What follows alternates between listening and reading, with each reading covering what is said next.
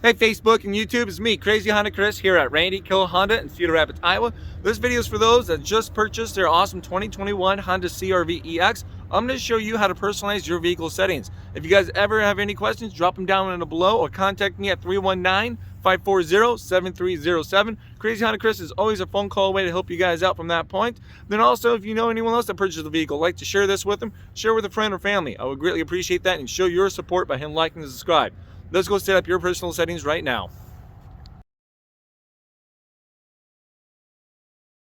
Alright, so the first thing I want to show you guys is how to save your radio stations, alright? So we're going to go to audio.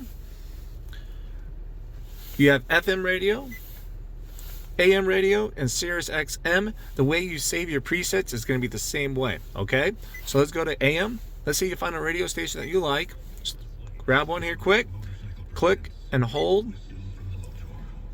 It will highlight blue and it saves it from that point. You will hear a beep and there you go. Now you saved. So you can save up to 12 stations here for your FM radio, AM.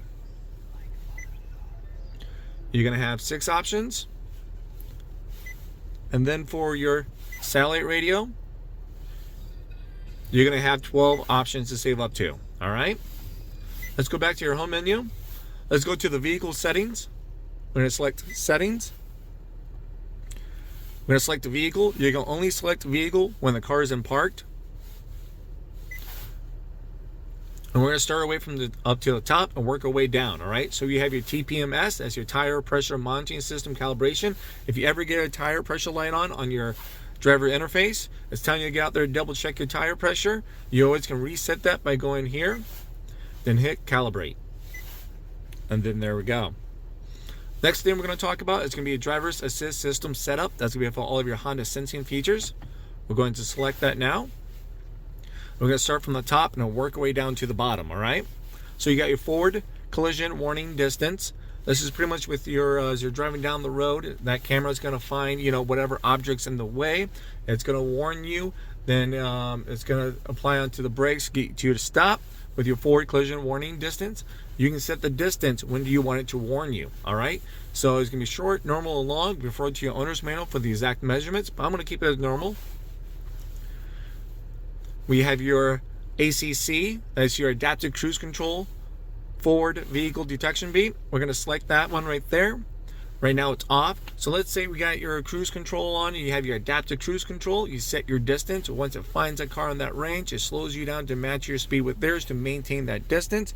Well, this is as simple as, do you want it to give you an audible once we find a car to let you know why we're slowing down? So that's the whole point of that beep. So a little beep to let me know. Sure, why not? Because I'm going 65, I'm going 58. I like to know the reason why I'll set it.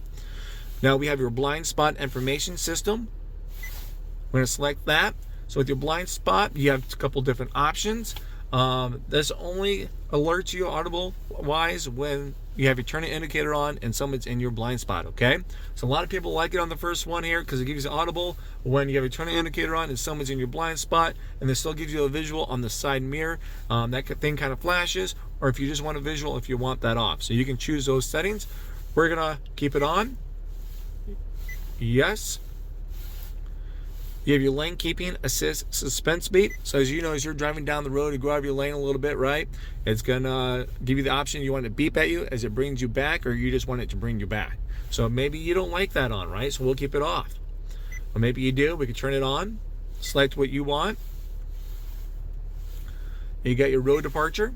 So you can change the settings to how sensitive that is for the road departure, or if you just want it to warn you only. All right, we'll keep it on normal. We'll scroll down here to driver's attention monitor. So pretty much this is somehow tracks how your attention is at driving. Maybe you're not doing so well because you're going in and out lines, your speed's fluctuating, stuff like that.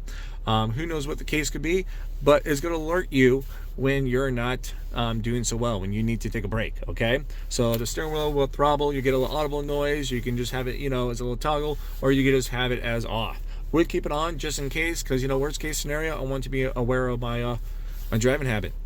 All right, so that's everything right there underneath your driver's assist system setup. We're going to select OK. Next thing we're going to go to is your meter setup. Once again, we're going to start from the top and work our way down to the bottom. All right. So you can adjust your outside temperature. So if you need to fine tune your temperature gauge right there, you can. We'll leave it alone. Let you guys decide how you want to do with it. Your trip A and trip B, you can choose when you want it to reset. Okay, so you can read that from there. You can do it when you refuel, or manually, or when you shut off the car. Trip B is going to be the exactly same thing.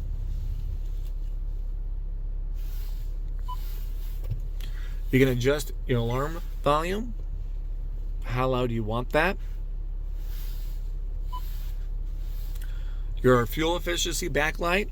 So that's going to be with this little light. Let's turn this camera here quick.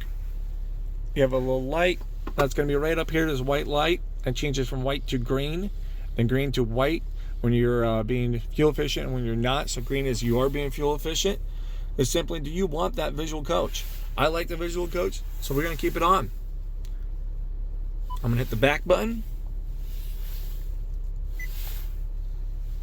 So you get your auto engine idle stop guidance screen. Simply when you have your idle stop on, and then when your idle stop is active, it gives you a little green A up there in the corner to let you know, hey, it's working, it's doing its job. Let's turn that on, why not? So text messages, when I get new message, get a notification, sure. We get speed and distance. So if you want to change it from miles to, kilometers, whatever the case is, you can. And then we can have your tachometer. So pretty much with that, let's move this camera here again. As you can see, your tachometer right up there. You can turn that off. Let's show you what it looks like when it's off. So if you want something kind of cleaned up, that doesn't matter to you.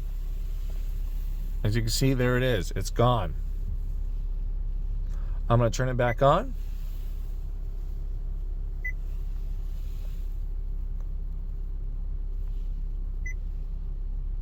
And there we go. All right, let me fix the stand here quick. All right, so that's everything underneath your meter setup. Now you have your keyless access setup. So we got the key fob, pretty much. You got the remote start. You want to keep your remote start on or off, from that point. I like to keep it available at all times, so we'll keep it on. Next thing we're going to have is your door unlock mode. So this is pretty much when I walk up to the car and I put my hand in the handle, right? And when do I want the door? What doors do I want to unlock? Do I want all doors or just the driver's side door? For me, it's safety, so I'm going to say just the driver's side door is going to work for me. My guests, they can wait for me to hit the unlock button from that point. If I'm just going to be a daily driver by myself. If you're a family driver, everyone's kind of getting in, got kids or whatever, maybe all doors will work best for you.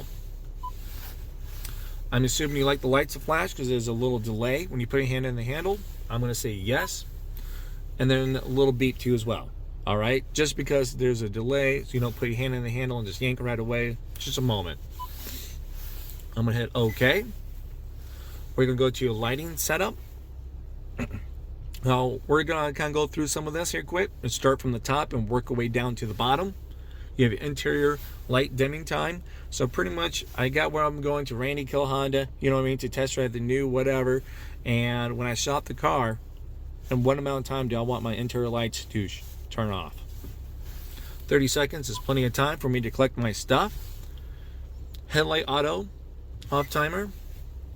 So I shut off the car. How soon do I want my headlights, to turn off? So maybe I live out somewhere crazy. There's no lights or anything like that.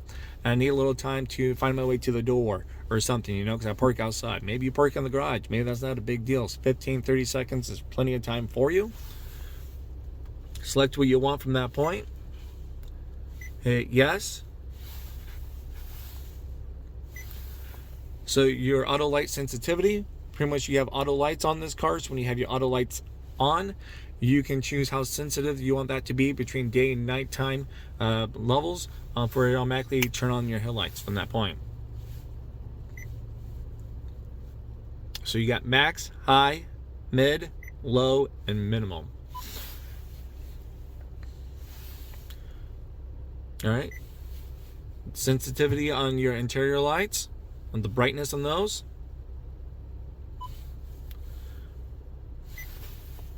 All right, we have auto headlights on with wipers on, so every time you turn on your wipers, your headlights will automatically display, automatically come right on for you. So we'll keep that there. Hit OK. We'll go down to door and window setup. Now we're going to start from the top once again. So this is when you get into your car, all right? The auto door lock. We got in the car right now, about to go out to eat with friends and family. When do I want my doors to lock, okay? Is it with speed, as soon as I shift from park to reverse or drive, or just have it off and just whenever I hit the lock button? So I'm going to like with speed. Once again, there's no wrong answer. It's just whatever you personally like. Is your preference. We're going to have auto door unlock. So we just got to the restaurant now, my friends and I. You can choose when the doors unlock, okay? I like the first one, when all doors, when the driver door opens. For me, because I'm safety, I like that peace of mind. So when I get somewhere new, I can mind my surroundings. And from that point, I can choose when the door is unlocked by simply opening my door. Or maybe, you know, you have a routine, you know where you're going all the time, you know the atmosphere. It doesn't matter to you. So all doors when you shift to park. So as soon as you shift to park, that's going to be great. Doors unlocked, maybe because, you know, taking the kids, is running errands all the time. Someone's always jumping out of the car. So automatically there it goes. One less step for you. Or as soon as you shut off the car, the door's unlocked from that point. Or you can turn that off and just have it when you hit the unlock button. So go ahead and select what you see fit.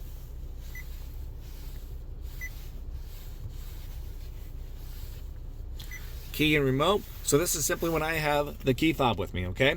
So I'm a good distance from the car. I got people running out to the car because it's raining, stuff like that. I don't want to put my hand in the handle, wait for it, you know. So simply when you hit unlock, do you want all doors to unlock or just the driver's side door? Now you can keep this on driver only and double tap unlock twice and all doors will automatically unlock. All right, so this is pretty much your first time hitting the button. What do you want? With that in mind, I'm going to turn it to driver only.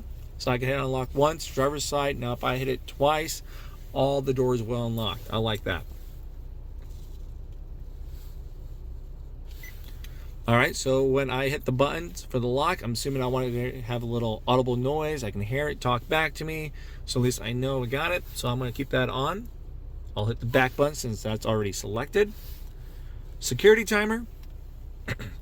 So when I hit unlock on the key fob, right? I have X amount of times to open up a door. If I don't in that X amount of time, the doors will automatically relock, okay? So that's going to be nice. So 30, 60, 90 seconds are your options. Let's choose 60 just in case I get distracted. Down over here, you have your walk away auto lock. So every time you walk away with the key fob, you know, you can keep this in your purse, your jacket, your pocket. Just make sure it's not in the car. You walk away 10 feet or more from the car, it automatically locks the doors. This is what it's asking. Do you want that to be enabled? So I'm going to say, sure, why not? Let's enable that. So when I go into the grocery store, I don't have to worry about, hey, did I lock my car door or not? It happens quite a bit for me. Now, if I accidentally left this in the car and shut the doors, the car door will not lock, okay? I have to get the second key fob. So if it was two of us, and each of us have a key fob, you use that second key fob, hit lock. Then it's registering that you want to purposely lock your key fob in that car, okay? All right, so we just finished door and window setup. You got your maintenance. Pretty much all your maintenance and stuff, the items will come display right up here for you guys. From that list on those maintenance as they need.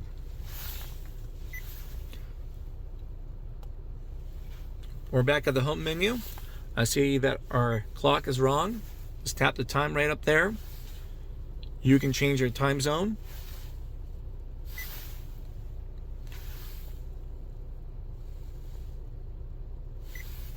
Central, there we are, 9 o'clock this morning. And then there we go. Hey guys, thank you again for watching my video. Hopefully this video was very helpful for you to personalize your vehicle settings. If you guys ever have any questions, drop them down in the comments. I'll do my best to answer those questions for you guys. And once again, congratulations on your new Honda. Welcome to the Honda family, guys, and we'll stay in touch. Bye-bye.